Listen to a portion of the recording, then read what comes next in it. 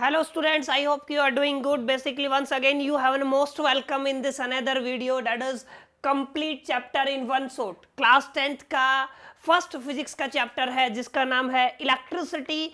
Technical भी बोल सकते हो, कॉन्सेप्चुअल भी बोल सकते हो और प्रैक्टिकल भी बोल सकते हो। तीनों चीजों का कॉम्बिनेशन है इस चैप्टर में और बिल्कुल डिफरेंट चैप्टर है। आप पढ़ोगे तो बेसिकली आप फील कर पाओगे एग्जैक्टली कि what is the meaning of physics. तो स्टार्ट करते हैं इस चैप्टर को और सबसे पहले अंडरस्टैंड करने की कोशिश करते हैं जो आपका चैप्टर है वो इलेक्ट्रिसिटी या फिर करंट इलेक्ट्रिसिटी। तो बेसिकली स्टूडेंट्स उसका मतलब क्या होता है, बेसिकली उसका अंडरस्टैंडिंग करने की कोशिश करते हैं। उससे पहले मैं आपका एक मिथ दूर कर देता हूं। बहुत सारे स्टूडेंट या मैक्सिमम 95% स्टूडेंट्स को लगता है इलेक्ट्रिसिटी का मतलब होता है करंट, लेकिन करंट अपने आप में एक इंडिविजुअल क्वांटिटी है जिसको आप लोग फंडामेंटल क्वांटिटी बोलते हो, लेकिन electricity is not a quantity. याद रखना, इलेक्ट्रिसिटी है आपका अपने आप में एक ब्रांच है जो फिजिक्स का ब्रांच है, ठीक है। तो यानी कि इलेक्ट्रिसिटी अपने आप में क्या है, इलेक्ट्रिसिटी अपने आप में है ब्रांच ऑफ फिजिक्स, ठीक है। हाँ, जहां पे हम लोग स्टडी करते हैं किसकी, हम बेसिकली स्टडी करते हैं इलेक्ट्रिसिटी की,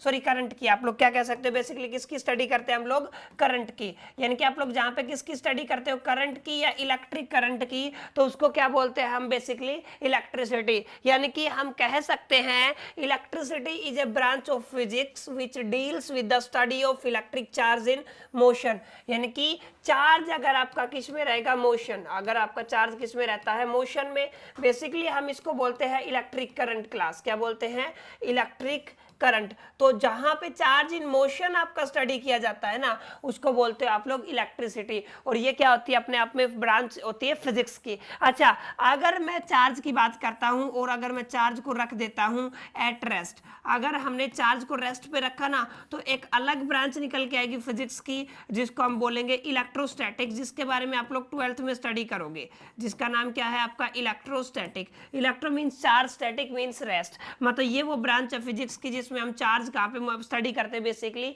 रेस्ट पे रख के स्टडी करते हैं। तो आई होप कि आपको समझ में आ गया इलेक्ट्रोस्टैटिक्स। एंड दूसरा क्या है, आपके चैप्टर का नाम है जिसका नाम क्या है आपका, इलेक्ट्रिसिटी। ये कंप्लीटली एक दूसरे से जुदा जुदा मीनिंग रखने वाले चैप्टर है, ठीक है।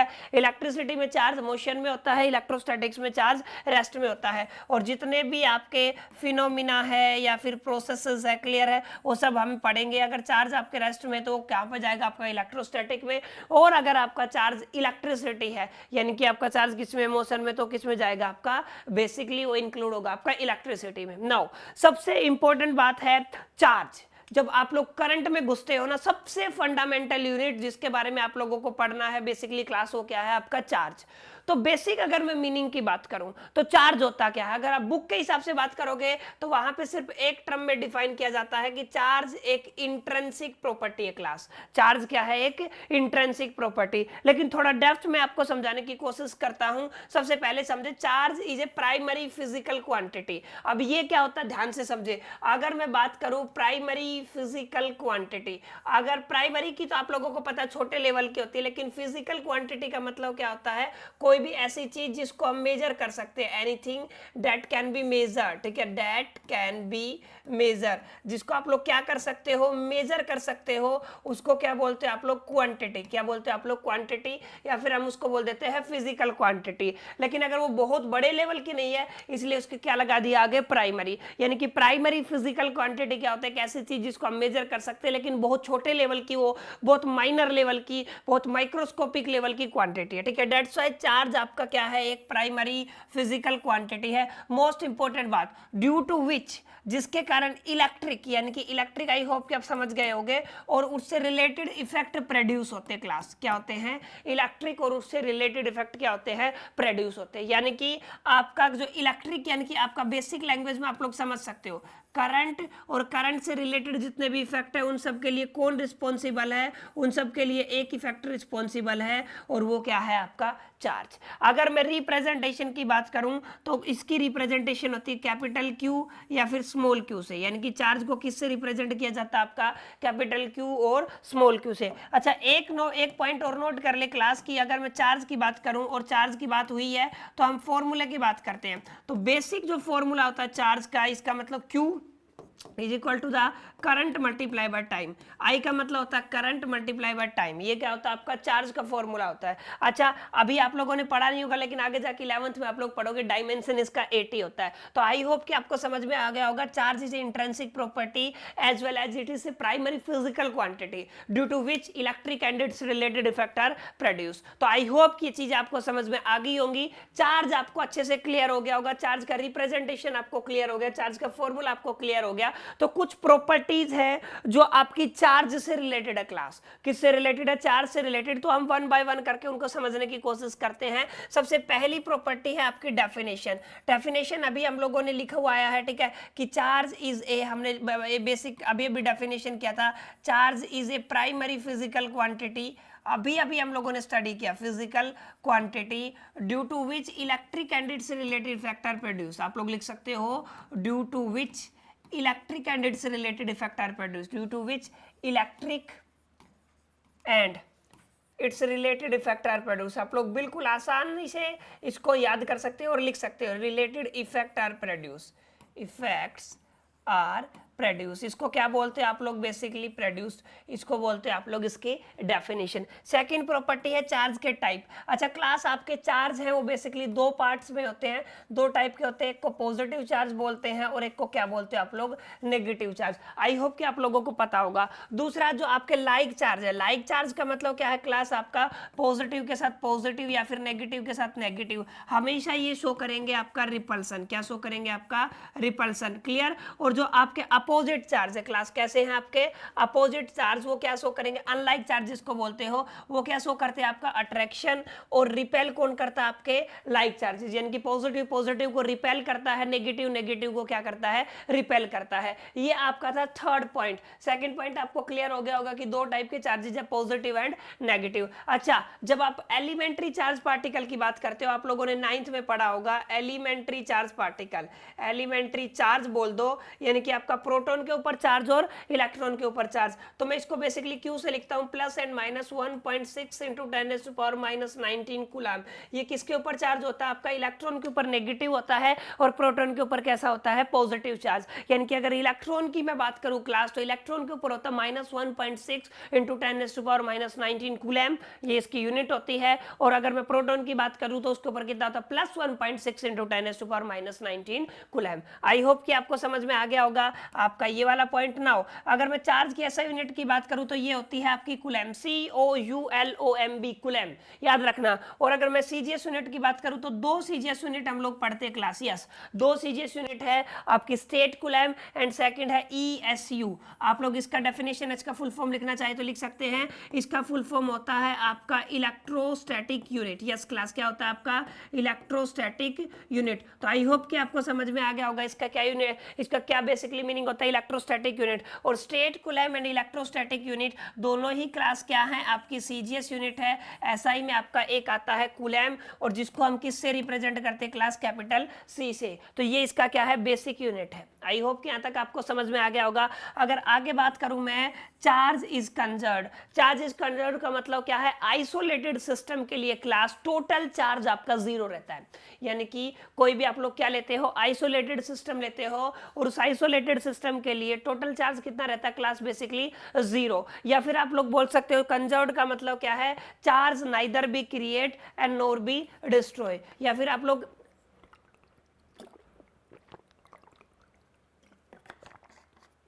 बेसिकली आइसोलेटेड सिस्टम के लिए ले सकते हो, या फिर आप कह सकते हो neither be create nor be destroy, but it can transfer from one body to another body. ये सारी चीजें हम आगे आने वाले टाइम में देखेंगे। तो हो सकता है आपसे क्वेश्चन पूछे, अच्छा charge is additive in nature, मतलब सिंपल प्लस और माइनस से, यानी कि अलजेब्रा से इसको क्या किया जा सकता है क्लास?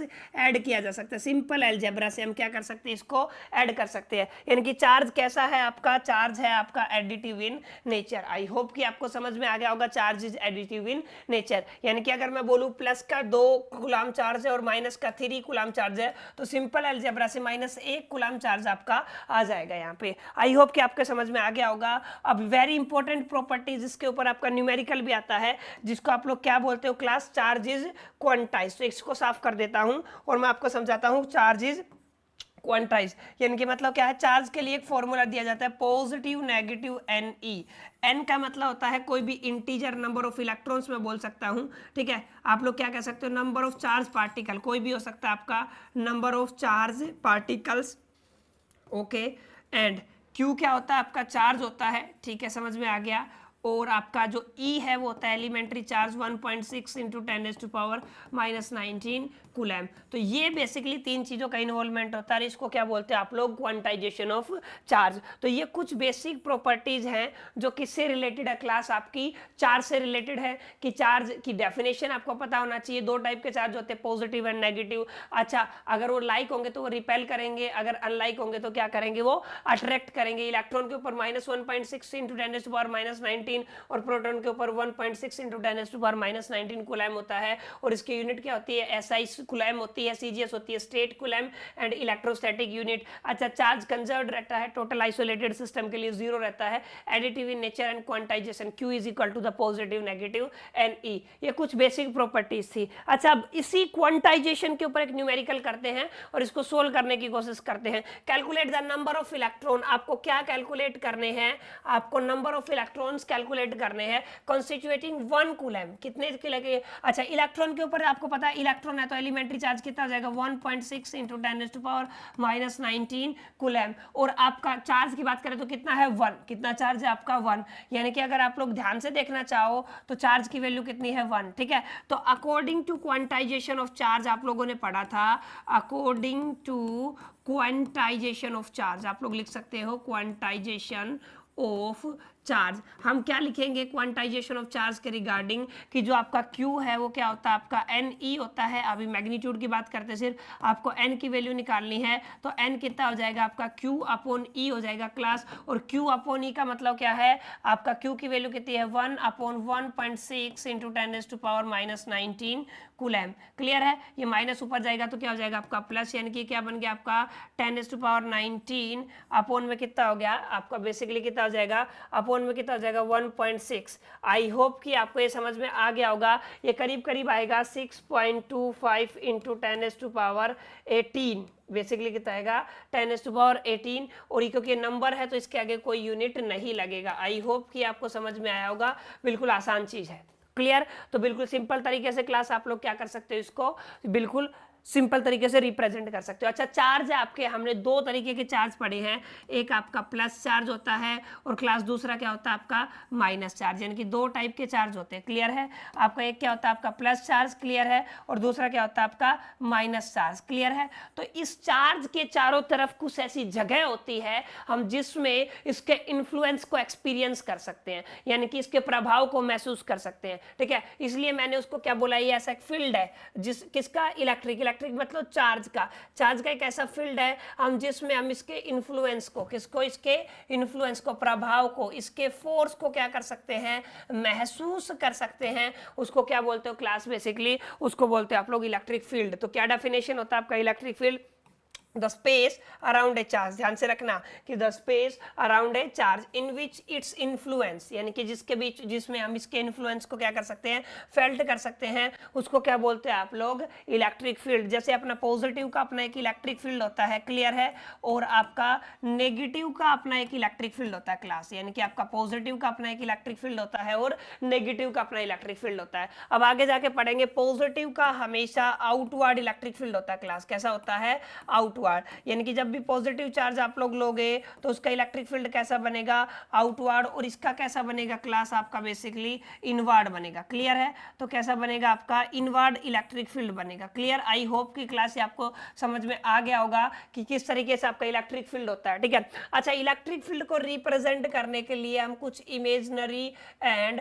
कर्ड लाइंस का यूज करते हैं। यस, क्या यूज करते हैं, इमेजिनरी और कर्ड लाइंस, इनको आप लोग क्या बोलते हो, इलेक्ट्रिक फील्ड लाइंस। तो ध्यान से देखिए क्या लिखे, these are imaginary and curved lines, यानी कि ये क्या है आपकी इमेजिनरी और दूसरी क्या है आपकी कर्ड लाइंस है, यानी कि ये इमेजिन की हुई है, डज नॉट एग्जिस्ट रियली, यानी कि डज नॉट एग्जिस्ट रियली। हमें अपने कॉन्सेप्ट को प्रैक्टिकली पेपर पे समझाना है, ठीक है, इसलिए हम इसको किसका क्या करते हैं, यूज करते हैं। ठीक है, does not exist really, clear है। तो these are imaginary and curved lines which are used, जिनका हम यूज करते हैं to show the pattern of electric field is called electric field lines, यानी कि हमें इलेक्ट्रिक फील्ड कैसा बनेगा, जैसे इलेक्ट्रिक फील्ड के पैटर्न को जिन लाइन से दिखाया है, इलेक्ट्रिक फील्ड के पैटर्न को जिन लाइन का यूज किया है उनको क्या बोलते हैं आप लोग, इलेक्ट्रिक फील्ड लाइंस। और ये एग्जिस्ट नहीं करती हैं, इसलिए इनको बोला जाता है इमेजिनरी। और ये कैसी होती है, हमेशा आपकी कर्ड लाइन। आई होप कि ये आपको समझ में आ गया होगा इलेक्ट्रिक फील्ड क्या होता है। नाउ अभी वन बाय वन करके हम इनकी बेसिक प्रॉपर्टीज को पढ़ेंगे इलेक्ट्रिक फील्ड लाइंस की।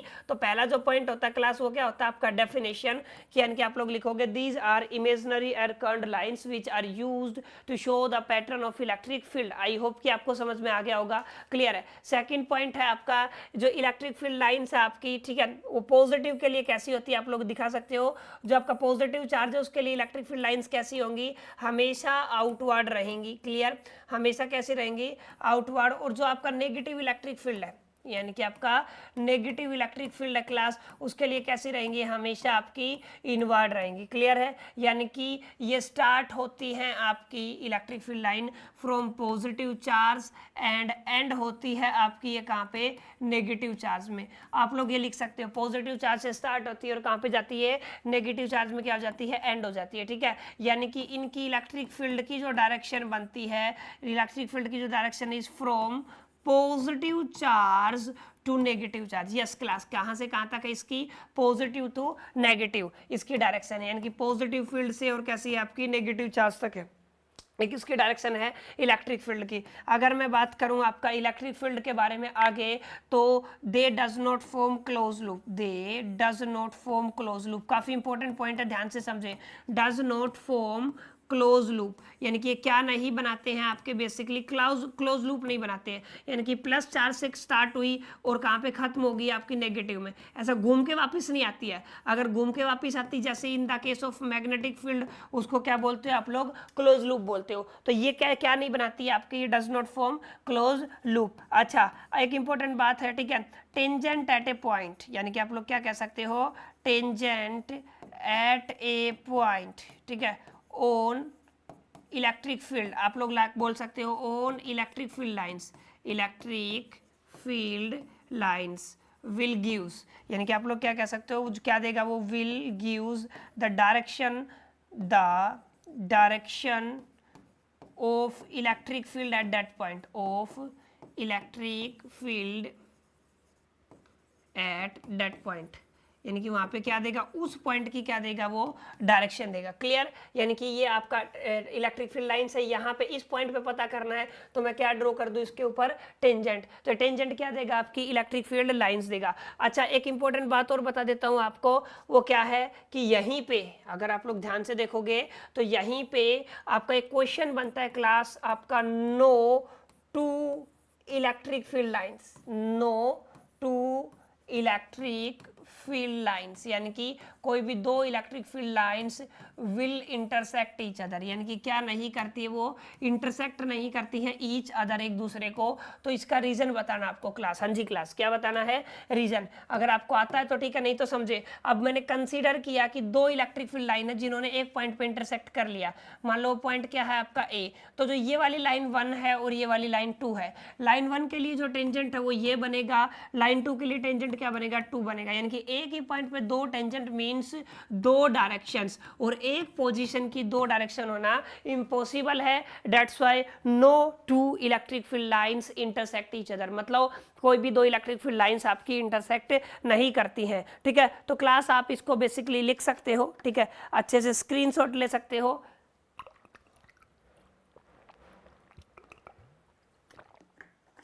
ये क्वेश्चन आपके एग्जाम में पूछा जा सकता है। आई होप कि आपको समझ में आ गया होगा, क्लियर। और आगे चलते हैं, तो ये आपकी प्रॉपर्टीज थी, आप लोगों ने आई होप की नोट्स बना लिए होंगे और अच्छे से अंडरस्टैंड किया होगा। अब दो चीज आती है, पहला है आपका कंडक्टर क्लास और दूसरा क्या है आपका इंसुलेटर। आप लोगों को बहुत बेसिक चीज मैं बताता हूं, कंडक्टर वो सब्सटेंस होते हैं, वो मटेरियल्स होते हैं जो खुद के अंदर से इलेक्ट्रिसिटी को पास करने में अलाउ कर देते हैं, ठीक है, जिनके अंदर से करंट पास हो जाता है, ठीक है। लेकिन जिनके अंदर से नहीं होता ना, उनको क्या बोलते हैं आप लोग, इंसुलेटर, क्लियर है। कंडक्टर में मेटल्स आते हैं, जैसे आपका सिल्वर हो गया, कॉपर हो गया, एल्यूमिनियम हो गया, ठीक है। अच्छा, एंड एक इंपॉर्टेंट पॉइंट आपको बता देता हूं, प्योर वाटर है ना, कई बच्चों को नहीं पता है, वो आपका इंसुलेटर होता है क्लास, कैसा होता है आपका इंसुलेटर, ठीक है, ये याद रखना। ये कैसा होता है आपका इंसुलेटर, जिसके अंदर से पास हो जाता है करंट उसको क्या बोलते हैं आप लोग कंडक्टर, और जिसके अंदर से पास नहीं होता उसको क्या बोलते हैं आप लोग इंसुलेटर। प्लास्टिक हो गया, सूखी लकड़ी हो गई, एटसेट्रा। अच्छा, इनसाइड मेन वायर अगर आप लोग देखोगे ना क्लास, तो ये काफी इंपॉर्टेंट है, इधर से एक नंबर में क्वेश्चन बन सकता है। मेन वायर में जो रेड वायर होती है ना उसको बोलते हैं आप लोग लाइव वायर, जिसके अंदर आपका होता है करंट। क्या होता है आपका करंट, हाँ जी क्लास, क्या होता है आपका करंट। और जो आपका हरे कलर का वायर होता है, ग्रीन कलर का जो वायर होता है, ये कैसा था आपका रीड था, और ये कैसा था आपका ब्लैक। क्लियर है, तो जो ग्रीन कलर का वायर है उसको बोलते हैं आप लोग अर्थ वायर, और ब्लैक कलर को क्या बोलते हैं आप लोग न्यूट्रल वायर। तो ये एक नंबर में आपसे क्वेश्चन पूछा जा सकता है कि न्यूट्रल वायर कौन सा होता है, ग्रीन वायर कौन सा होता है, और ब्लैक वायर आपका कौन सा होता है। क्लियर है, तो जो भी है आपका GBR ग्रीन, ब्लैक और रेड, इन तीनों में से आपका क्वेश्चन एक नंबर में बन सकता है। और आपको पता होना चाहिए कि आपका जो बेसिक है कंडक्टर क्या होता है और आपका इंसुलेटर क्या होता है। क्लियर, आई होप कि आपको समझ में आया होगा। नाउ आगे चलते हैं। काफी इंटरेस्टिंग, काफी इंपॉर्टेंट ये आर्टिकल है आपका इस चैप्टर का, इलेक्ट्रिक पोटेंशियल। तो इलेक्ट्रिक पोटेंशियल याद रखना क्लास, किसी एक पर्टिकुलर पॉइंट का निकलता है, यानी कि एट ए पॉइंट निकलता है, और उसकी दूसरी कंडीशन क्या है क्लास की, वो कहां पे होना चाहिए, बेसिकली इनसाइड इलेक्ट्रिक फील्ड होना चाहिए। यानी कि अगर मैं बात करूं इलेक्ट्रिक पोटेंशियल, इसने साफ साफ लिखा है एट ए पॉइंट, ठीक है, electric potential in electric field at a point, ठीक है, एट ए पॉइंट, ये आपका एट ए पॉइंट आएगा, यहाँ पे इसने गलत किया हुआ है, यहाँ पे क्या आएगा, at a point in electric field is defined as the work done to move a unit positive charge from infinity to that point is called electric potential। यानी कि आपने कोई भी चार्ज ले रखा, कंसीडर करो किसी उस चार्ज के अंदर ही आपने क्या किया, कोई भी एक पॉइंट ले लिया जिसका नाम क्या है आपका A, जहां पे आपको पोटेंशियल निकालना है A। क्लियर है, इनफाइनाइट पे आपका कोई यूनिट पॉजिटिव चार्ज पड़ा हुआ है, ये क्या है आपका इनफाइनाइट। तो यूनिट पॉजिटिव चार्ज को मैंने मूव किया है इस इनफाइनाइट से और इस पॉइंट तक लाने में, मूव करने में मैंने जो वर्क डन किया है ना क्लास, क्या किया है वर्क डन, उसको क्या बोलते हो, बेसिकली उसको बोलते हैं हम लोग इलेक्ट्रिक पोटेंशियल। क्लियर है, यानी कि आप लोग लिख सकते हो electric potential is equal to the work upon में टाइम, क्या हो गया, सॉरी, अब वर्क अपॉन में चार्ज, क्योंकि हमने किसको मूव किया है, आपका चार्ज को मूव किया है। यानी कि आप लोग कह सकते हो, आप लोग electric potential is equal to the work upon में चार्ज, क्या हो गया आपका electric potential is equal to the work upon में चार्ज। तो ये क्या है आपका, बेसिकली ये आपका बेसिक फॉर्मूला है किसके लिए, इलेक्ट्रिक पोटेंशियल के लिए। आई होप कि आपको समझ में आया होगा। अच्छा, सेकंड जो चीज है क्लास वो ये है कि आपका जो एसआई यूनिट है ना यहाँ पे, वो होता है आपका वोल्ट, क्या होता है आपका वोल्ट, और इसको V से रिप्रेजेंट किया जाता है। याद रखना आपका क्या होता है, इलेक्ट्रिक पोटेंशियल का जो बेसिक यूनिट है वो क्या होता है, ऐसा यूनिट है वो क्या होता है वोल्ट, और किससे रिप्रेजेंट किया जाता है आपको V से। अच्छा, एक क्वेश्चन आपसे यहां से एक नंबर में पूछा जा सकता है कि वोल्टेज को, यानी कि मेजर करने के लिए जिस इंस्ट्रूमेंट का यूज किया जाता है ना, उसको बोलते हैं हम लोग वोल्ट मीटर। कुछ ऐसा दिखाई देता है, आप लोगों ने बहुत जगह इसको देखा होगा। ये है क्लास आपका वोल्ट मीटर, क्या है ये आपका वोल्ट मीटर। ये वो इंस्ट्रूमेंट है, ठीक है, जिसका यूज हम वोल्टेज, इलेक्ट्रिक पोटेंशियल को मेजर करने के लिए करते हैं। तो इसका यूज कहां पे किया जाता है, इलेक्ट्रिक पोटेंशियल को मेजर करने के लिए। दूसरा इंपॉर्टेंट बात, ये जो डिवाइस है आपका ऑलवेज पैरेलल कॉम्बिनेशन में कनेक्ट होता है। एक नंबर में आपसे क्वेश्चन पूछा जा सकता है कि आपका जो वोल्ट मीटर है वो कौन से कॉम्बिनेशन में होता है, पैरेलल कॉम्बिनेशन में, और इसका जो रेजिस्टेंस है वो बहुत ज्यादा हाई होता है। ये क्या होता है आपका, बहुत ज्यादा हाई होता है। और इसको किस कॉम्बिनेशन में क्लास कनेक्ट किया जाता है, पैरेलल कॉम्बिनेशन में। यानी कि ये मान लो आपका कोई भी सर्किट है, इसके पैरेलल में इसको लगाया जाएगा, किसको, वोल्ट मीटर को। क्लियर है, तो ये जो कॉम्बिनेशन होता है इसको क्या बोलते हो क्लास, आपको पैरेलल कॉम्बिनेशन। आई होप कि वोल्ट मीटर का पूरा कॉन्सेप्ट आपको क्लियर हो गया होगा, और अच्छे से आप लोग साथ साथ क्लास को एंजॉय कर रहे होंगे और नोट्स बना रहे होंगे। ठीक है, नाउ अभी हम एक क्वेश्चन करने की कोशिश करते, कैसे हम इसका सॉल्यूशन कर सकते हैं। क्लियर है, और समझने की कोशिश करते न्यूमेरिकल बोल क्या रहा है, हाउ मच वर्क, आपको क्या निकालना है, आपको वर्क निकालना है क्लास। ठीक है, मेरे को वर्क का वैल्यू निकालना, done to move a charge, आपका चार्ज कितना दिया हुआ है क्लास, 2 कूलम दिया हुआ है। ओके, ये आपका 2 कूलम चार्ज है। आपका जो वोल्टेज है 118 से और 128, यानी कि अगर मैं वोल्ट की बात करूं तो क्या हो गया, 128 minus 118 is equal to the कितना हो गया, 10 वोल्ट। यानी कि वोल्टेज दिया हुआ है चार्ज दिया हुआ है, आपको क्या निकालना है W, क्लियर है। और आपको पता है V is equal to the W upon क्या होता है, क्लियर है। हमें क्या निकालना, वर्क, तो वर्क का क्या फॉर्मूला हो जाएगा, voltage multiply by charge. Okay, समझ में आ गया। वोल्टेज कितना है आपका 10 मल्टीप्लाई बाय आपका चार्ज कितना है 2, कितना हो गया आपका 20। वर्क है इसलिए इसकी यूनिट क्या हो जाएगी आपकी क्लास जूल, क्या हो जाएगी आपकी जूल, यानी कि इस क्लास का आंसर कितना आएगा, अप्रोक्सीमेट आपका जो टोटल आंसर आएगा वो कितना आएगा, वर्क जो हुआ यहाँ पे डन, क्लियर है, उसका वैल्यू कितना है आपका 20 जूल, क्या है आपका 20 जूल। आई होप कि आपको समझ में आ गया होगा, क्लियर हो गया होगा। बिल्कुल आसान न्यूमेरिकल था क्लास, ठीक है। एक और न्यूमेरिकल कोशिश करते हैं सोल्व करने की, हाउ मच एनर्जी। अब इसने क्या पूछा है यहाँ पे, एनर्जी पूछा। बहुत सारे बच्चे इसमें कंफ्यूज हो जाएंगे, एनर्जी किसकी कॉस्ट पे होती है, वर्क किसकी कॉस्ट पे होता है एनर्जी की पे। तो यहाँ पे भी क्या पूछा आपको, वर्क ही पूछा है, क्लियर है। Each coulomb of charge passing through a 6 volt battery, यानी कि यहाँ पे वोल्टेज कितना दिया हुआ है 6 दिया हुआ है, ठीक है। चार्ज कितना दिया हुआ है 1 कूलम दिया हुआ है, ठीक है। आपसे पूछा क्या है वर्क, तो आप लोग फिर से निकाल सकते हो अपना V का फॉर्मूला क्या होता है अपना W अपॉन Q, यानी कि W क्या हो गया voltage multiply by charge. Okay, voltage कितना है आपका 6 मल्टीप्लाई बाय चार्ज कितना 1, कितना हो गया 6 1 6 और 7 में क्या हो गया जूल। आई होप कि बिल्कुल आसान सा न्यूमेरिकल था, आपको समझ में आया होगा। तो यहाँ तक आई होप की क्लास आपको समझ में आ गया होगा। नाउ आगे चलते हैं, ठीक है। अब सबसे इंपॉर्टेंट और मेन डेफिनेशन जिसमें करंट की स्टडी की जाती है, वो इलेक्ट्रिसिटी होता है जहां पे करंट की स्टडी की जाती है। तो इलेक्ट्रिक करंट होता क्या है क्लास, ध्यान से इमेजिन करके डेफिनेशन को याद कर ले। The rate of flow of charge, यानी कि कौन फ्लो करेगा, आपका चार्ज फ्लो करेगा और उसका रेट लेके चलना है, but in a particular direction, यानी कि इलेक्ट्रॉन तो हमेशा फ्लो करता रहता है लेकिन उसकी एक निश्चित दिशा होनी चाहिए। इन ए पर्टिकुलर डायरेक्शन का मतलब क्या है कि उसकी क्या होनी चाहिए, एक निश्चित दिशा होनी चाहिए क्लास, क्या होनी चाहिए आपकी निश्चित दिशा, ठीक है। आपकी एक पर्टिकुलर डायरेक्शन होनी चाहिए, ठीक है। उस जब वो फ्लो करता है तो उसके रेट को क्लास क्या बोलते हैं आप लोग, इलेक्ट्रिक करंट बोलते हो। अच्छा, इसको किस में मेजर किया जाता है, इसका जो ऐसा यूनिट है क्लास वो होता है आपका एम्पियर, ये क्या होता है आपका एम्पियर। और अगर मैं इसके फॉर्मूले की बात करूं तो जो इसका फॉर्मूला बनेगा क्लास वो क्या बनेगा, ध्यान से देखें। अभी हमने क्या बोला, करंट, करंट को आई से रिप्रेजेंट किया जाता है, ध्यान रखें, क्लियर है। और जो करंट है आपका वो होता है आपका चार्ज रेट, रेट का मतलब होता है अपॉन में टाइम, अपोन में क्या आ जाएगा आपका टाइम। और कौन फ्लो कर रहा है, चार्ज, तो ऊपर क्या आ जाएगा आपका चार्ज, यानी कि करंट का क्या फॉर्मूला हो गया आपका चार्ज अपोन में टाइम। और मैथमेटिकली इसको क्या लिखा जा सकता है, आई इज इक्वल टू द, आप लोग बोल सकते हो क्यू अपॉन में टी, यानी कि ये किसका फॉर्मूला क्लास, ये है आपके करंट का फॉर्मूला। अच्छा, इसको हायर क्लासेस में हम लिखते हैं I is equal to the D Q upon D T, जिसको बोला जाता है, अभी आपको समझ में नहीं आएगा लेकिन फिर भी नोट कर सकते हो, हम बोलते हैं इसको डिफरेंशियल फॉर्म। हाँ जी क्लास, क्या बोलते हैं हम, डिफरेंशियल फॉर्म, क्या बोलते हैं हम लोग क्लास, डिफरेंशियल फॉर्म। तो ये डिफरेंशियल फॉर्म में है, ये नॉर्मल फॉर्म में है, ठीक है। ये जर्नल रिप्रेजेंटेशन है किसका, करंट का। और ये हमने देख ही लिया कि करंट जो है बेसिकली उसको किससे रिप्रेजेंट किया जाता है, सॉरी किस में मेजर किया जाता है, एम मीटर, सॉरी एम्पियर में। और इसका जो सिंबल है वो क्या होता है आपका ए होता है। और चार्ज का जो करंट का जो सिंबल है वो क्या होता है आपका आई। आई होप कि यहाँ तक समझ में आया होगा। अच्छा, इंपॉर्टेंट बात क्या, इसको मेजर करने के लिए जिस इंस्ट्रूमेंट का यूज किया जाता है क्लास उसको बोलते हो आप लोग एम मीटर, क्या बोलते हो आप लोग, एम मीटर। ये इसका सर्किट डायग्राम है, ठीक है। और ये लगा हुआ है, आपको दिख रहा होगा, वो आपका सीरीज पैरेलल कॉम्बिनेशन में था और ये किस कॉम्बिनेशन में, क्लास सीरीज कॉम्बिनेशन में, ठीक है।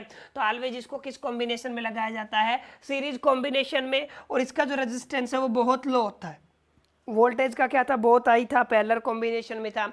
लेकिन वोल्ट मीटर का जो रेजिस्टेंस है क्लास वो कैसा है आपका, लो रेजिस्टेंस है। कनेक्टिविटी किस कॉम्बिनेशन में होती है आपकी, सीरीज कॉम्बिनेशन में। क्लियर, आई होप कि यहाँ तक आपको समझ में आ गया होगा। ये लगा हुआ है, आपको दिख रहा होगा किस कॉम्बिनेशन की बात हो रही है, सीरीज कॉम्बिनेशन की बात हो रही है, ठीक है। अब इसी तरीके से हम एक न्यूमेरिकल करने की कोशिश करते हैं। कोई भी आपका इलेक्ट्रिक बल्ब है जो करंट कितना प्रोड्यूस करता है, करंट आपका है बेसिकली 0.25 एम्पियर, ये आपका करंट है 20 मिनट तक, यानी कि आपका टाइम कितना है 20 मिनट है क्लास, कितना है आपका 20 मिनट। इसको सेकंड में कन्वर्ट कर लो, 20 मल्टीप्लाई बाय 60 कितना हो गया आपका, करीब करीब 1200 सेकंड। हाँ जी क्लास, कितना हो गया आपका 1200 second. Calculate the amount of electric charge, आपको क्या कैलकुलेट करना है, फ्लोइंग थ्रू द सर्किट, आपको Q की वैल्यू फाइंड आउट करनी है। तो हमें पता है करंट का क्या फॉर्मूला होता है आपका, Q अपॉन में T होता है, और यहाँ पे आपका Q की वैल्यू क्या आ जाएगी, Q is equal to the current multiply by कितना होगा आपका टाइम।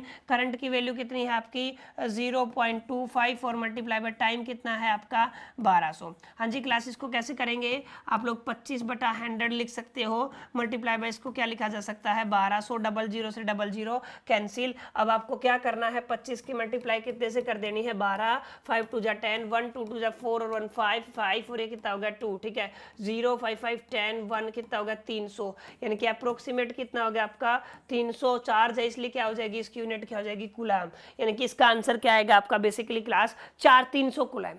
आई होप कि ये न्यूमेरिकल बिल्कुल इजी है और आप लोग इसको परफॉर्म कर लोगे। नाउ अभी बात करते हैं करंट का, मेरे को समझ में आ गया, ठीक है। करंट का जो रिप्रेजेंटेशन था वो आई से था, ठीक है। फॉर्मूला बन रहा था इसका क्या हुआ अपॉन टी था, इसका जो यूनिट बन रहा था वो क्या बन रहा था आपका एम्पियर बन रहा था, यानी कि ए क्लियर है एम्पियर, ठीक है PERE क्लियर है, ये बन रहा था। एमीटर से इसको मेजर किया जाता है, लेकिन इसकी जो डायरेक्शन की मैं बात करूँ तो दो तरीके की डायरेक्शन होती है, एक ओरिजिनल डायरेक्शन होती है, एक होती है कन्वेंशनल डायरेक्शन। तो ध्यान से देखें, कोई भी अगर आपका कंडक्टर होगा ना क्लास, तो उसमें फ्लो करेंगे चार्ज का मतलब कौन फ्लो करेंगे इलेक्ट्रॉन्स, ठीक है। और इलेक्ट्रॉन के ऊपर नेगेटिव चार्ज होने की वजह से किधर जाएगा पॉजिटिव, यानी कि जो ओरिजिनल जो डायरेक्शन बनती है इसकी वो क्या बनती है from negative charge to positive charge, लेकिन इसको इंक्लूड नहीं किया जाता है। हम पढ़ते कौन सी डायरेक्शन है कन्वेंशनल। क्यों पढ़ते ध्यान से देखो, ये कोई भी आपका रेजिस्टेंस है, इसको हमने एक बैटरी से कनेक्ट किया है, हाई पोटेंशियल और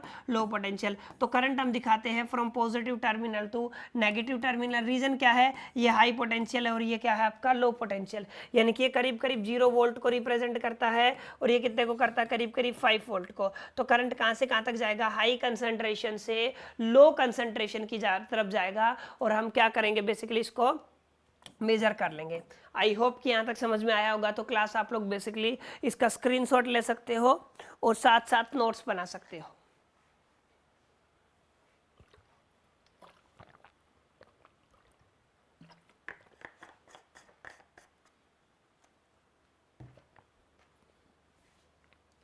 हाँ जी क्लास, आई होप कि आपको समझ में आ गया होगा। अच्छा, एक इंपॉर्टेंट बात और बता देता हूँ, E1 इसके पास दोनों चीज़ें हैं, इसके पास आपका डायरेक्शन भी है प्लस इसके पास आपका मैग्नीट्यूड भी है, फिर भी जो करंट है आपका वो कैसा क्वांटिटी इंक्लूड होता है आपका बेसिकली स्केलर क्वांटिटी इंक्लूड होता है। आई होप कि आपको समझ में आ गया होगा, ठीक है। इलेक्ट्रिक सर्किट बहुत आसान है अगर ध्यान से समझोगे तो, ठीक है, कोई डिफिकल्टी भी नहीं आएगा। एक कॉन्टिन्यूअस कंडक्टिंग पाथ होता है, यानी कि ये जो आपका दिख रहा है क्लियर है, जो भी आपका डायरेक्शन है पॉजिटिव से और नेगेटिव क्लियर है, ये जो है ना ये आपका इलेक्ट्रिक सर्किट है क्लास। ये क्या है आपका इलेक्ट्रिक सर्किट, एक कॉन्टिन्यूअस पाथ है जो कंसिस्ट होता है वायर से और अलग अलग रेजिस्टेंस से, ठीक है कि नहीं। बल्ब हो गया, स्विच हो गया क्लियर है, फैन हो गया, जितने भी अलग अलग रेजिस्टेंस है उन सबसे कनेक्टेड होता है, उसको क्या बोलते हैं आप लोग बेसिकली इलेक्ट्रिक सर्किट, ठीक है। तो इलेक्ट्रिक सर्किट आपका एक कॉन्टिन्यूअस कंडक्टिंग पाथ होता है जो कंसिस्ट होता है आपका वायर्स और अलग अलग टाइप के रेजिस्टेंस से, उसको क्या बोलते हैं आप लोग बेसिकली, हम बोलते हैं उसको क्या इलेक्ट्रिक सर्किट। तो आई होप कि क्लास यहाँ तक समझ में आ गया होगा, ठीक है। अच्छा, ये वाला जो सिंबल है ना ये होता है आपका लैंप का, ठीक है, ये वो लाइट का होता है, आप लोग दे सकते हो। अच्छा, लाइट ग्लोब का ये होता है, अगर आप स्विच का देखना चाहो तो ये हो सकता है, लॉकिंग स्विच का ये होता है। अच्छा, पॉज बटन का ये होता है, वायर कनेक्टेड, ठीक है, नॉट कनेक्टेड। आई होप कि आपको समझ में आ रहा होगा। वोल्ट मीटर, एमीटर, गैल्वेनोमीटर, अच्छा पोटेंशियोमीटर, गैल्वेनोमीटर दोबारा आ गया, सॉरी ये गैल्वेनोमीटर का, ठीक है, हाँ सेम है, दोनों क्या है गैल्वेनोमीटर। ये कैपेसिटर है, ये पोलराइजेशन कैपेसिटर है, ये दोनों कैपेसिटर के ध्यान रखना है, ठीक है। ये पोलराइजिंग मतलब एक पॉजिटिव पोल आ गया नेगेटिव आ गया, पर ये वेरिएबल कैपेसिटर है क्लियर है। अच्छा, zener diode, diode, photo diode, LED, diode pin, cell, battery, अच्छा ग्राउंड, फ्यूज, डीसी सप्लाई, ये आप लोग सभी नोट कर सकते हो, ठीक है क्लास। और रेजिस्टेंस का क्या होता है, वेरिएबल रेजिस्टर क्या होता है, ट्रांसफार्मर का क्या होता है, ठीक है, एंटीना का क्या होता है, स्पीकर का क्या होता है, माइक्रोफोन का क्या होता है, हीटिंग एलिमेंट का क्या होता है, मोटर का क्या होता है और इलेक्ट्रिक बेल का क्या होता है। ये वो सारी चीज़ें हैं जो आपको सर्किट बनाते टाइम काफ़ी हेल्पफुल होगी, तो इन सब को अच्छे से नोटबुक में क्या कर ले, नोट कर ले एंड क्या कर ले, क्लास लर्न कर ले। आप लोग इस पूरे चार्ट का स्क्रीनशॉट ले सकते हो और अच्छे से नोटबुक में अपने नोट्स बना सकते हो। क्लियर है? तो अब मैं बात करता हूँ मोस्ट इंपॉर्टेंट टॉपिक जिसके ऊपर क्वेश्चन आपके एग्जाम में आएगा, वो है क्लास आपका ओम्स लॉ। काफ़ी इंपॉर्टेंट है, याद रखें, काफी इंपॉर्टेंट है, आप लोग याद रखें और ये पेपर में आएगा, इसलिए ध्यान से करें क्लास। ओम्स लॉ की कंडीशन है कि आपको टेम्परेचर कैसा रखना है, कांस्टेंट। तो आपसे पूछा जाए what is the condition for the Ohm's law, तो आप लोग लिख सकते हो एट अ कांस्टेंट टेम्परेचर। कोई भी मैंने कंडक्टर कंसीडर कर लिया, मान लो ये वाला आपका कोई भी कंडक्टर है, क्लियर, और इसका ये वाला पॉजिटिव टर्मिनल है, ये क्या आपका नेगेटिव टर्मिनल, करंट फ्लो कर रहा है पॉजिटिव से और नेगेटिव की तरफ। अच्छा, यहाँ पे इन दोनों के बीच में जो पोटेंशियल है वो कितना है, V है। आई होप कि आपको समझ में आ गया होगा। ये आपका A टर्मिनल है और ये क्या आपका B टर्मिनल है, कोई भी कंडक्टर की मैं बात कर रहा हूँ, ठीक है। अगर आपने कांस्टेंट कर दिया है टेम्परेचर को क्लास, तो जो करंट फ्लो करता है ना थ्रू द कंडक्टर, यानी कि इसके अंदर से जो करंट फ्लो कर रहा है वो डायरेक्टली प्रोपोर्शनल होता है वोल्टेज के। किसके होता है? डायरेक्टली प्रोपोर्शनल वोल्टेज के। यानी कि आप लोग ध्यान से समझे, अगर मैं इसको मैथमेटिकली करना चाहूँ, क्लियर है क्लास, कैसे मैथमेटिकली अगर मैं करना चाहूँ तो कैसे करूँगा, यानी कि जो वोल्टेज है या करंट है वो डायरेक्टली प्रोपोर्शनल है किसके, करंट के।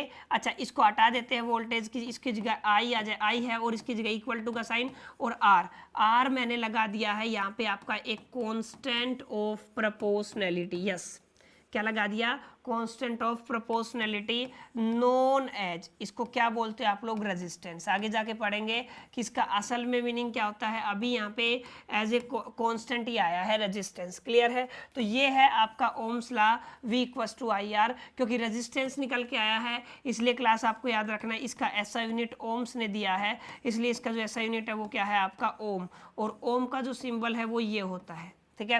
ये किसका सिंबल है आपका, ओम का। और क्या फॉर्मूला फाइनल निकल के ओम्स लॉ के according V equals to IR। I hope कि आपको समझ में आया होगा। अच्छा, ओम्स लॉ के रिगार्डिंग ग्राफ और बता देता हूँ कैसे बनता है। ओम्स लॉ के अकॉर्डिंग एक पे आपका V आता है और एक पे क्या आता है आपका I, एक एक्सिस पे क्या आता है V और एक पे क्या आता है आपका I, और जो आपका ग्राफ है वो स्ट्रेट लाइन ग्राफ बनता है। हाँ जी क्लास, कैसा बनता है, स्ट्रेट लाइन ग्राफ। तो आई होप कि आपको समझ में आ गया होगा कि इसका जो ग्राफ है वो कैसा बनता है आपका, स्ट्रेट लाइन ग्राफ बनता है। नाउ काफी इंपॉर्टेंट बात है, रेजिस्टेंस ऑफ ए कंडक्टर, जिसको अभी अभी हमने निकाला V इक्वल्स टू IR और R की value, sorry V equals to IR, V equals to IR, और अगर मैं R की वैल्यू निकालूं तो क्या आ जाएगा, V अपॉन में I, और जिसकी यूनिट क्या निकल के आई थी, ओम निकल के आई थी, ठीक है। अब ये होती है आपकी एक प्रॉपर्टी, किसकी, कंडक्टर की, जिसकी वजह से ये क्या करता है, अपोज करता है flow of current through the resistance, यानी कि रेजिस्टेंस में जो भी करंट फ्लो कर रहा है उसको क्या करता है आपका, अपोज करता है, यानी कि रोकता है। ये क्या होता है आपका रेजिस्टेंस। क्लियर है? इसकी यूनिट हम पढ़ चुके हैं, ओम है। ये आपका बेसिकली सिंबल होता है। अच्छा, एक सिंबल और होता है जिसको ऐसे बनाया जाता है, या फिर हम इसको ऐसे भी बनाते हैं क्लास, ऐसे भी, ठीक है। ये आपका फिक्स्ड रेजिस्टेंस है। यस, ये क्या है आपका फिक्स्ड रेजिस्टेंस, ये है आपका वेरिएबल रेजिस्टेंस। यस, इसको लैब की भाषा में हम लोग रिहोस्टेट भी बोलते हैं। यस, क्या बोलते हैं आप लोग क्लासेस को, रिहोस्टेट। तो आई होप कि रेजिस्टेंस आपको क्लियर हो गया होगा, और आई होप कि यहाँ तक आपको पढ़ाया होगा, बिल्कुल समझ में आ रहा होगा। तो बेसिकली आप लोग नोट्स बना रहे होंगे, तो आप इस न्यूमेरिकल को जल्दी से क्लास सोल्व करने की कोशिश करते, फिर हम करते हैं।